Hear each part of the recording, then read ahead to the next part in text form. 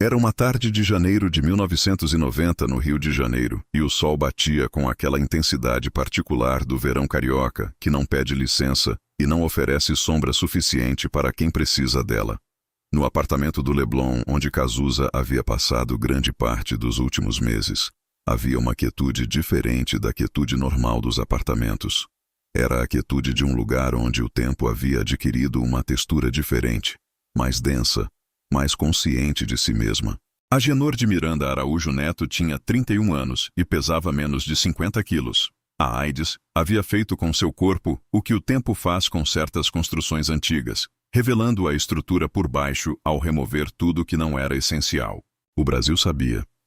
Não havia mais segredo sobre a doença que Cazuza carregava desde que ele próprio havia tornado público em 1989, numa decisão que seus amigos próximos descreveram como completamente coerente com tudo que ele havia sido desde sempre. Não havia em Cazuza o instinto de esconder o que era verdadeiro sobre si mesmo, mesmo quando o que era verdadeiro era inconveniente ou socialmente desconfortável. Havia um país inteiro que havia aprendido a amá-lo exatamente por isso, por aquela recusa obstinada em apresentar uma versão mais palatável de si mesmo para tornar a convivência mais fácil. A notícia de que haveria um último show havia circulado de maneira estranha, como circulam as coisas que as pessoas sabem, mas não querem dizer em voz alta. Não havia sido anunciado como último show. Seria um erro de comunicação crasso chamar qualquer evento de último show de um artista ainda vivo. E havia, além disso, uma superstição profunda no meio artístico brasileiro contra qualquer coisa que soasse como encerramento definitivo. Mas havia entre os organizadores, músicos, técnicos e jornalistas uma compreensão compartilhada de que aquela apresentação seria diferente de todas as outras, não apenas em intensidade, mas em natureza.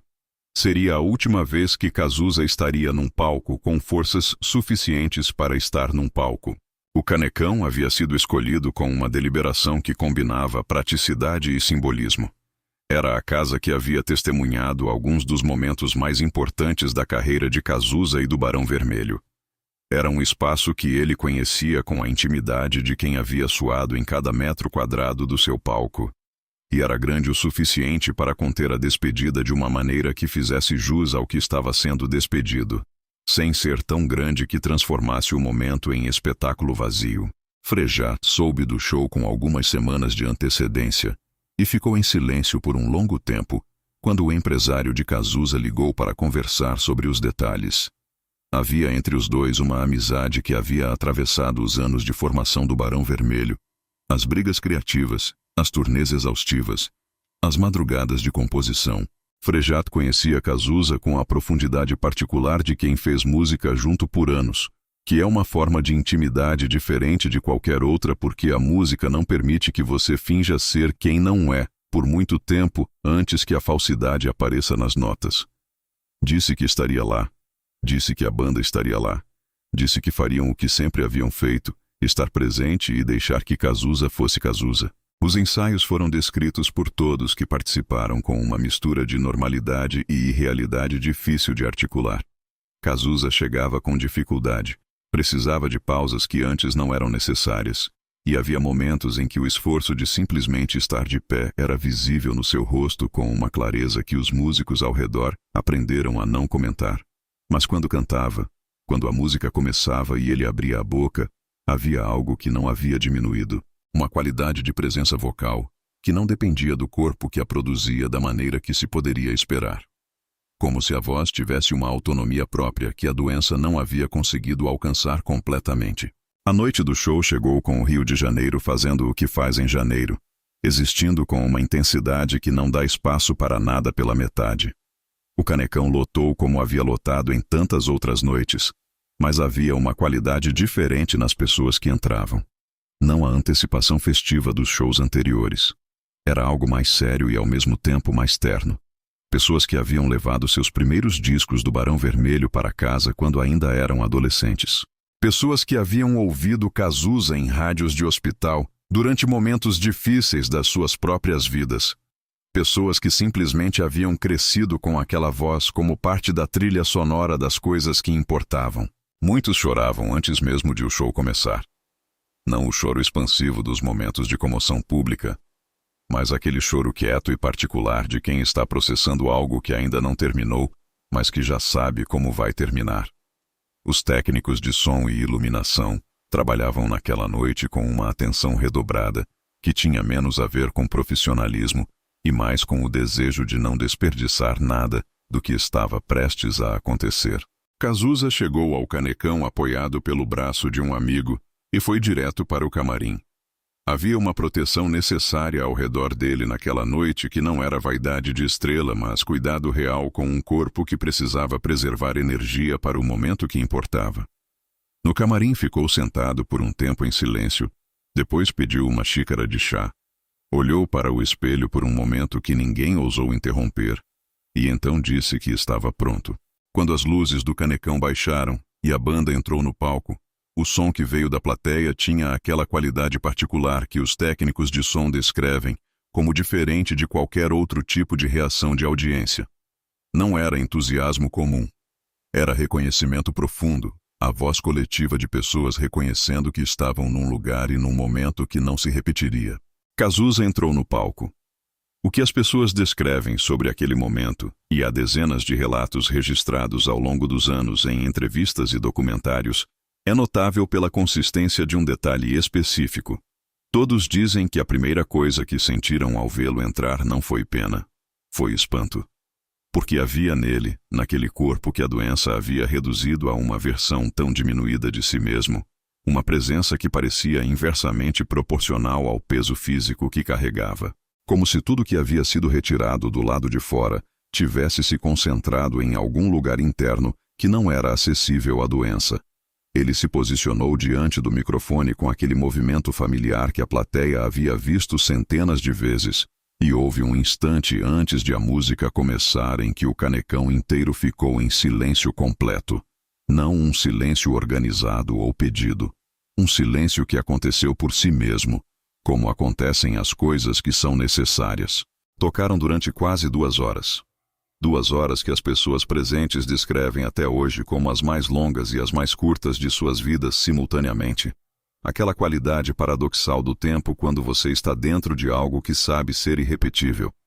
Cazuza cantou cada música como se fosse a primeira vez, com uma entrega que não tinha nada de nostálgica, nada de encerramento melancólico. Tinha a qualidade do presente absoluto, do momento que não está olhando nem para o que veio antes, nem para o que vem depois. Havia músicas que pararam o show por razões que não tinham nada de técnico. A plateia cantava junto com uma intensidade que às vezes cobria a voz de Cazuza completamente, e ele ficava parado com o microfone baixado, ouvindo, e havia no seu rosto uma expressão que as pessoas próximas descreveram como gratidão pura, sem os ornamentos que a gratidão pública costuma acumular. Frejá tocou naquela noite com uma concentração que músicos que o conheciam identificavam como o estado em que ele estava quando algo importava de verdade. Não o estado de performance, mas o estado de presença real. Cada nota escolhida com o cuidado de quem sabe que não haverá outra oportunidade de tocar aquela nota para aquela pessoa naquele contexto. Os outros membros da banda estavam no mesmo lugar. Aquele espaço onde a técnica e a emoção param de ser coisas separadas e se tornam uma coisa só. Foi perto do fim do show, depois de uma sequência de músicas que havia levado a plateia por uma jornada com a estrutura emocional de uma vida inteira comprimida em 90 minutos, que Cazuza pediu para a banda parar. Ficou parado no centro do palco, olhando para o Canecão lotado com aqueles olhos que a doença havia tornado ainda mais presentes, como se a redução do resto tivesse concentrado a vida inteira neles. Quando falou, a voz estava menor do que havia sido no início do show. Não fraca, menor, com a qualidade das coisas que foram destiladas até chegar ao essencial. Disse que havia uma coisa que queria falar antes de terminar. Disse que havia passado os últimos meses pensando sobre o que significava ter feito o que fez, ter cantado o que cantou, ter vivido do jeito que havia vivido. Disse que havia passado noites acordado tentando fazer um balanço que sempre escapava antes de ficar pronto, porque a vida não para quieta para ser avaliada. Disse que havia desistido do balanço completo e chegado a uma conclusão mais simples. Então disse a frase. Disse que não sabia se havia feito tudo certo. Disse que certamente havia feito muita coisa errada. Mas disse que havia feito tudo com tudo que tinha. E disse que isso, no final, era a única coisa que um ser humano podia oferecer a outro ser humano. Não perfeição, não sabedoria, não respostas. Apenas tudo que tinha. O canecão ficou em silêncio por um tempo, que ninguém presente conseguiu medir com precisão porque o tempo havia parado de funcionar de maneira convencional. Não era o silêncio da ausência de som. Era o silêncio de 60.000 sentimentos simultâneos que não tinham forma verbal disponível e que, por isso, ficaram suspensos no ar da casa de shows, como algo que existe mas não pode ser tocado. Depois, o silêncio quebrou. Não em aplauso imediato. Em algo anterior ao aplauso, aquele som que as plateias fazem quando são atingidas por algo que vai além do que vieram buscar.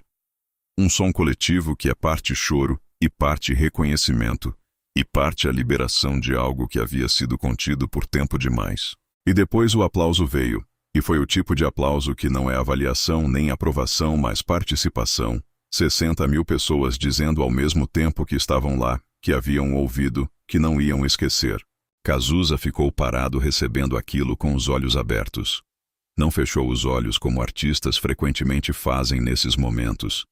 Depois levantou a mão uma única vez em direção à plateia. Um gesto simples que não tinha nada de teatral, e por isso mesmo tinha tudo de real. Então a banda tocou a última música. Pessoas que estavam lá descrevem a saída de Cazuza do palco com a mesma atenção de detalhes com que as pessoas descrevem coisas que sabem que precisarão lembrar. Ele saiu devagar, apoiado, sem olhar para trás. Havia aprendido, ou talvez sempre soubesse, que as despedidas ganham quando são limpas. Que olhar para trás transforma a saída em hesitação, e que hesitação era a única coisa que aquele momento não podia ter. No camarim depois, ficou sentado por um longo tempo sem falar.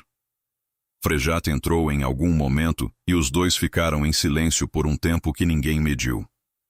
Havia entre eles uma linguagem construída ao longo de anos de músicas feitas juntas, e essa linguagem era suficiente para aquele momento.